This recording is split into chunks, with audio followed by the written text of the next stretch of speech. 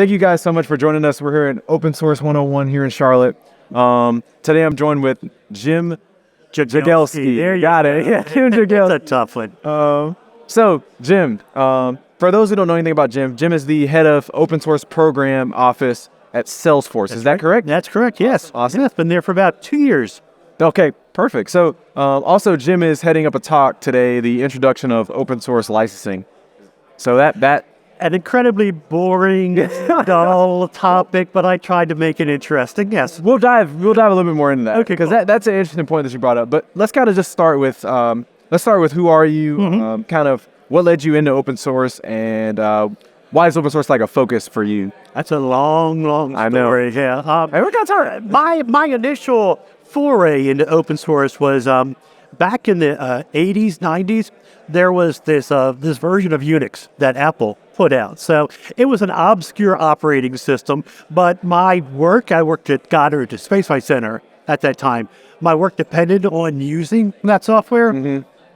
And a lot of stuff didn't run on it because it was such a esoteric operating system. Right. So I would spend a lot of time taking software that was available on the internet and porting it, changing it over to just the very fact that I was able to make these changes, contribute it back upstream, is what got me first initially interested in open source. Right. And that led me into the NCSA web server, which was the initial, real popular web server. That got me involved with Apache, got me involved as being one of the members of the Apache group. That's right. Had me co-found the Apache Software Foundation. Mm-hmm. And since then, my focus has been on open source projects, open source communities, and trying to get as many people involved in this absolutely super cool activity and engagement. Wow. So you've been in it, from almost basically the beginning with the Apache Software Foundation. So that's awesome. Yeah. So let's start with, why is open source licensing important? Really, if it wasn't for open source licensing, we wouldn't be able to do the kind of things, the kind of collaboration, the kind of innovation on the software projects. Because when you write something, including software, Right. software programs and stuff like that, it's under what's called copyright, which prevents a lot of the things that we want to do with software. For example, you can't use it, you can't reuse it, you can't modify, you can't share those modifications. So the very fact that copyright exists means that we need some mechanism to allow people to bypass copyright, the restrictions of copyright. And that's what open source licensing does. Open source licensing is designed to make it as easy as possible for people to collaborate on the software projects.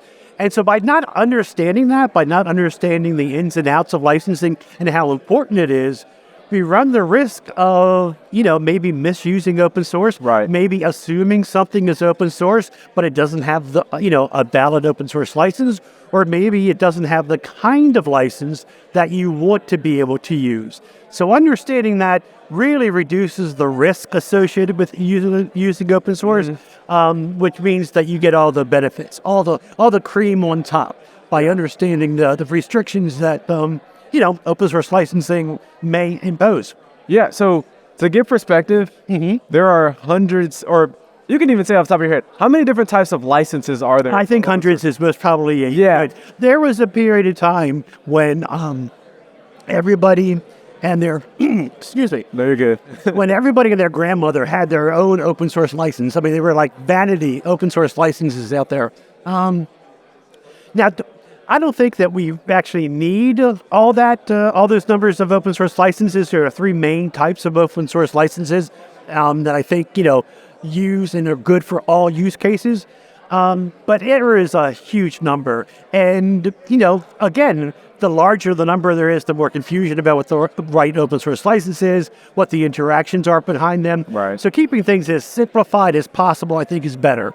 Yeah, that's awesome. So also, why do you think, why is open source licensing, quote unquote, kind of undervalued, or why don't we talk about it as much as some of the other topics in open source? Okay, so I think the reason behind it is that justifiably, we are so focused on the success stories of open source and open source projects.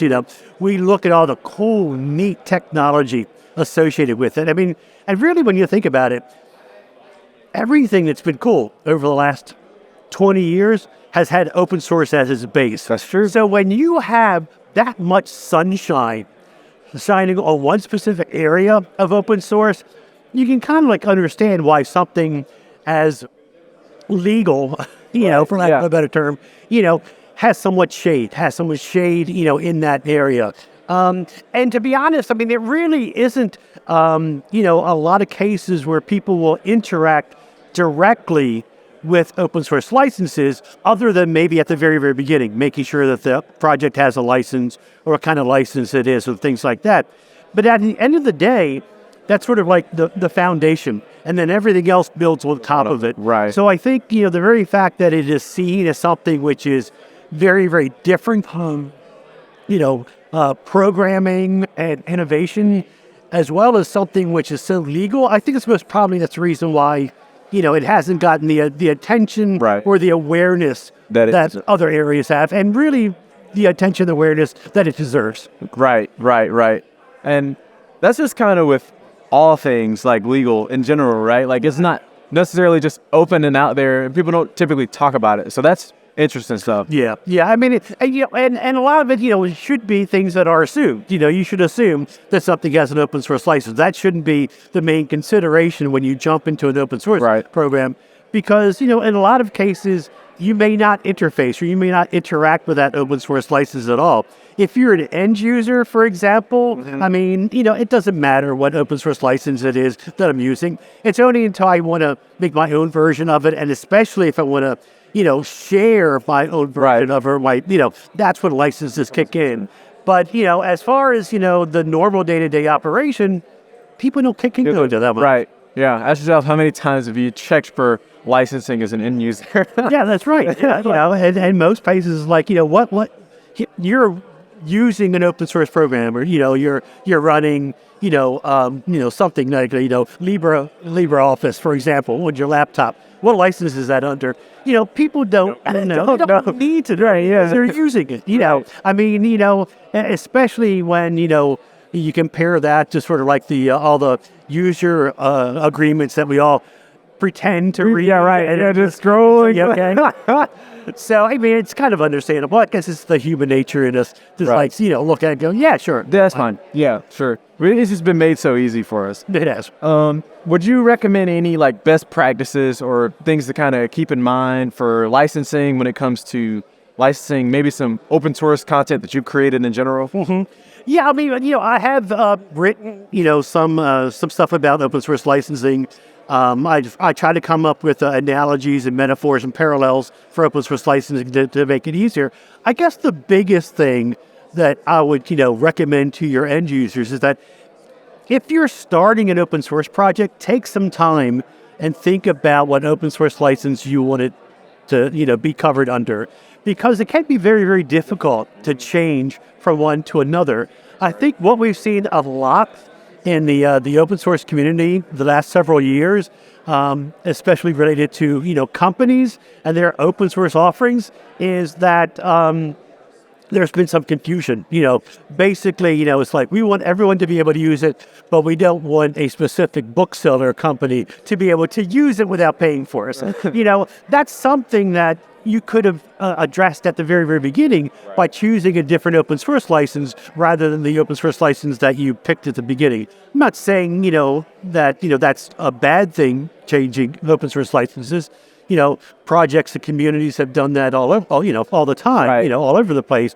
But you really do need to take some time. Don't pick the very first one that's on the pull-down menu on GitHub, but just pick the right one suited on how you want the project to grow, the kind of governance model you want associated with the project, and how you want others to use and distribute the software that you're creating. So much value in that. I know you were talking about the book you created, have you created several books? No, I haven't, postings. No, I'm not an author. No, I haven't created any books. Oh, that's really, yeah, sorry. That's a lot of work creating a book. Like, yeah, I don't have that time. Go publishing a lot, yeah. But kind of where can the All Things Open community learn more about you and kind of what you're working on and doing? Yeah, well, I'm on Twitter. I'm also on the Fediverse, so I've joined Mastodon social. I'm pretty much known as Jim Jag all over the place. So if you want my email, it's jimjag@gmail. My Twitter handle is @JimJag. My Mastodon handle is @JimJag@Mastodon.social. On LinkedIn, Jim Jag. So, and I actually have jimjag.com as a personal website. I used to do a lot of blogging there, but most I'm doing more of the social media aspects of it, and trying to gear my messaging towards those kind of communities. That's awesome. Thank you so much, Jim, for your My time. pleasure. It's been truly a pleasure. Appreciate it. Thank you. Serious question. Okay. I'm prepared. My hands are on the table. I'm ready. All right. In the month of December, Yes. do you grow out your beard and deliver toys to children around the world? I take the fifth.